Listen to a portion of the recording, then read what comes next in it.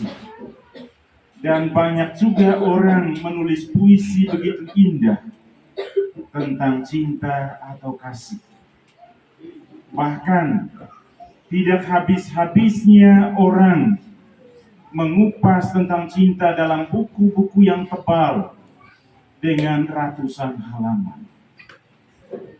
Pertanyaan kita, cinta itu apa? Sehingga tidak pernah habis-habisnya orang berbicara, bercerita, atau menulis tentang cinta.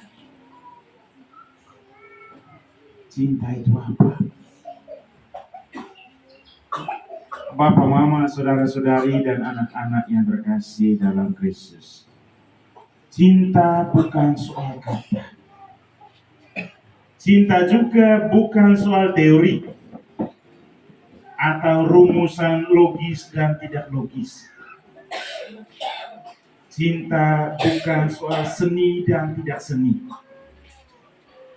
Cinta sesungguhnya adalah pemberian diri. Cinta sesungguhnya adalah pemberian hidup yang membuat orang yang dicintai merasa berkobar-kobar hatinya.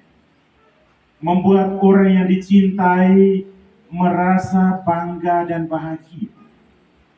Membuat orang yang dicintai merasa ada sesuatu dalam hidupnya. Membuat orang yang dicintai merasa bebas dan merdeka. Membuat orang yang dicintai merasa hidupnya punya nilai. Itulah cinta. Sebuah tindakan yang mengalir keluar dari dalam diri seseorang, keluar dari zona nyaman hidupnya, dan pergi menyatu dengan hidup pribadi lain untuk memberikan kemerdekaan, kebebasan, sukacita, dan kedamaian bagi orang lain. Atau kita katakan memberi hidup yang membuat hidup orang lain menjadi lebih hidup dan bergairah. Cinta, dia tidak tersembunyi dan mengunci diri dalam hidupnya sendiri, tetapi selalu terdorong dan bergerak keluar dari dalam diri, mengalir dari satu kedalaman batin yang maha dalam dan luas, dan melihat semua sebagai sesuatu yang berharga, melihat semua sebagai sesuatu yang patut dikasihinya, melihat semua sebagai sesuatu yang layak diterima dan dicintainya, seperti dia menerima dan mencintai dirinya sendiri. Kalau kita ingat sejenak peristiwa yang terjadi semalam, Yesus membasuh kaki para muridnya. Tuhan Yesus membasuh kaki kita semua. Tuhan Yesus menerima kita apa adanya. Dalam perjamuan malam terakhir, Tuhan Yesus mengukuhkan perintah baru, perintah cinta kasih. Dan perintah itu bukan soal perintah dan teori, tapi sekali lagi sebuah pemberian tindakan nyata yang diwujudkan dan bisa dialami, dirasakan oleh orang lain. Kalau kita melihat apa yang terjadi pada hari ini, Yesus menerima cawan penderitaan. Tuhan Yesus memikul salib. Dia dicaci maki, dia ditolak, dia ditelanjangi, dia diludahi. Tuhan Yesus jatuh sampai 3 kali tertindih salib. Tuhan Yesus dalam keleluasaan batinnya sebagai anak Allah yang mencintai manusia, mencintai kita apa adanya, dia terus merangkul dan memeluk salib memikul salib itu hingga puncak Gunung Kalvari. Dalam bacaan pertama tadi kita dengar dilukiskan begitu baik oleh Nabi Yesaya. Wajahnya tidak menyerupai wajah manusia lagi. Karena itu tidak ada satu orang pun yang merasa tertarik untuk dekat padanya, apalagi jatuh cinta padanya. Wajahnya begitu buruk. Berlumuran darah bercampur debu jalanan. Penuh dengan luka-luka yang mencuat. Dan dari dalam luka-luka itu mengalir darah-darah segar. Dia seperti cacing kepanasan. Siapakah yang peduli dengan nasibnya? Tidak ada yang peduli dengan dia. Kecuali di sana hadir Maria ibunya, yang setia berjalan bersama dia hingga akhir. Perjalanan Bunda Maria bersama Yesus putranya adalah perjalanan kasih yang memberikan keteguhan dan kekuatan kepada putranya untuk setia mencintai kehendak Allah hingga akhir. Itulah kasih seorang ibu yang tak tergantikan. Dan selain Bunda Maria, ada Veronika. Veronika di dalam dirinya punya satu dorongan batin yang begitu kuat, yang membuat dia begitu berani untuk menerobos, menembus banyak orang. Veronika tidak ada rasa takut sedikit pun. Tidak merasa canggung sedikit pun. Dia berjalan membawa sehelai kain kecil. Hanya ingin supaya Tuhan Yesus mengalami dan merasakan bahwa Tuhan tidak sendirian. Dia membersihkan dan melap wajah Tuhan Yesus. Veronika buat hal yang sangat kecil, Bapak Mama, saudara-saudari. Tetapi upaya yang dia terima begitu luar biasa. Kasih Tuhan yang begitu melimpah. Wajah Tuhan terekam, tergambar dalam kain yang digunakannya untuk melap wajah Tuhan. Itulah pemberian cinta Tuhan yang total. Tuhan tidak membalas cinta kita hanya begitu-begitu saja, tetapi memberi dalam kelimpahan.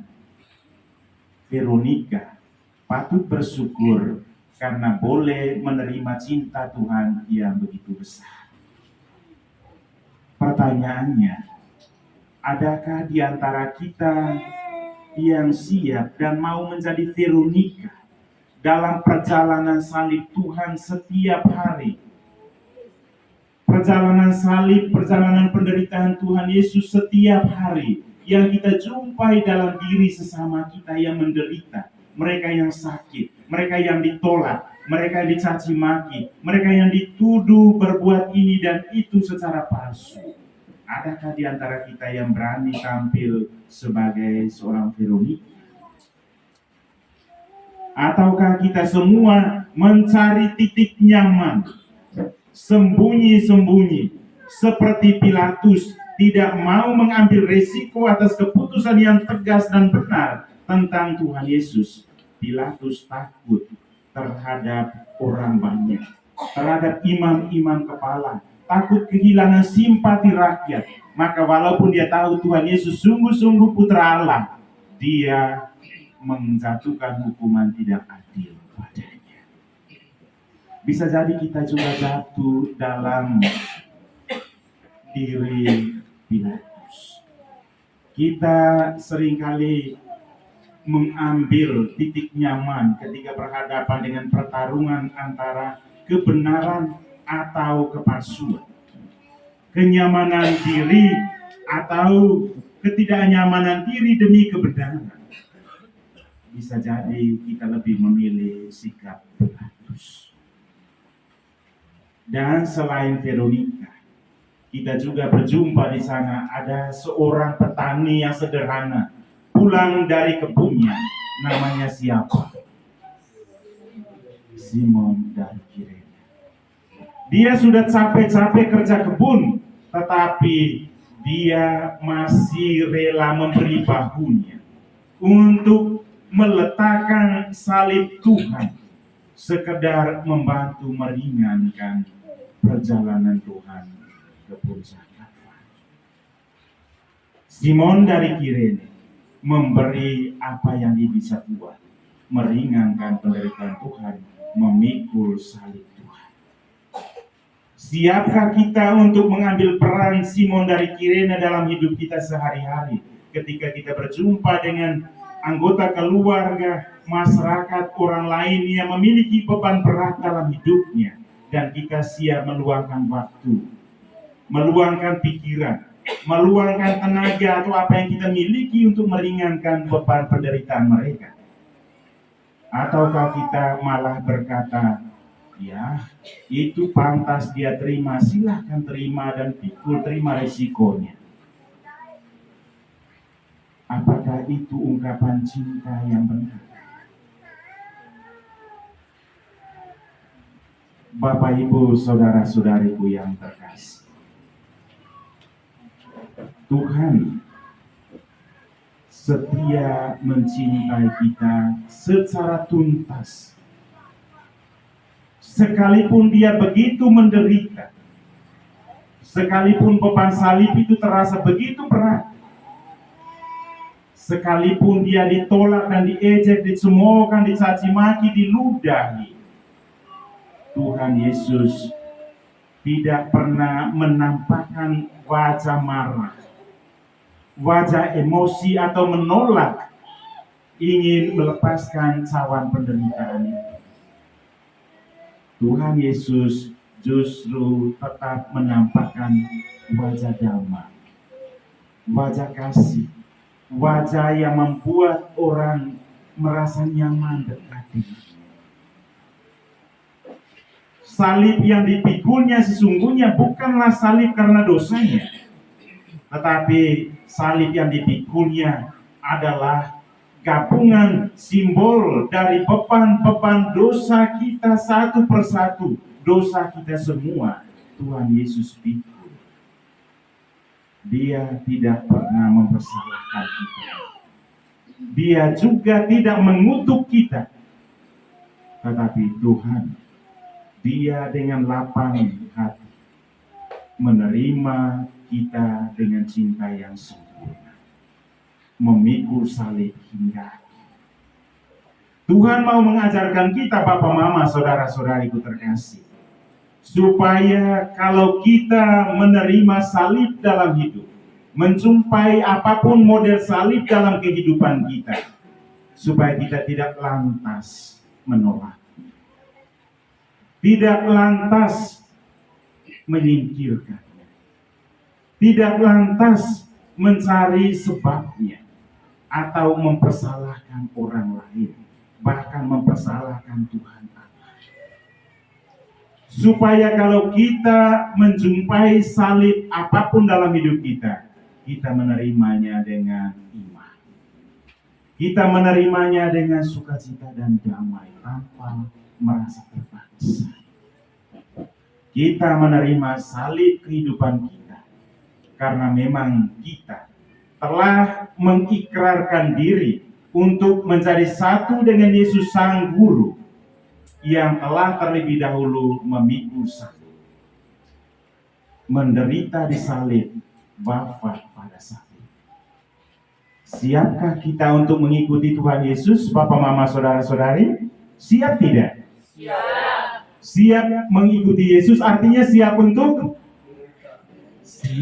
menderita, siap untuk memikul salib, siap untuk disalibkan karena kebenaran, bukan karena kejahatan kita sendiri, karena kebenaran ingat. Beda kalau memang saya disakiti, menerima salib karena memang kesalahan saya sendiri, orang olok saya, ejek saya, konsekuensinya saya terima. Tetapi yang perlu diwaspadai adalah ketika kita berbuat benar, berbuat baik, orang malah mencemooh kita, orang malah mengejek kita, orang malah menjauhkan kita. Pada saat itulah kita akan bertanya, saya salah apa? Dan pada saat itu bukan tidak mungkin kita membangun sebuah mekanisme bela diri. Mekanisme bela diri mempersalahkan orang lain dan saya benar. Tuhan Yesus menunjukkan tadi apa artinya mengikuti Dia. Dia ingatkan kita terlebih dahulu, barang siapa mau mengikuti aku, dia harus menyangkal dirinya, memikul salibnya, baru yang ketiga dia mengikuti.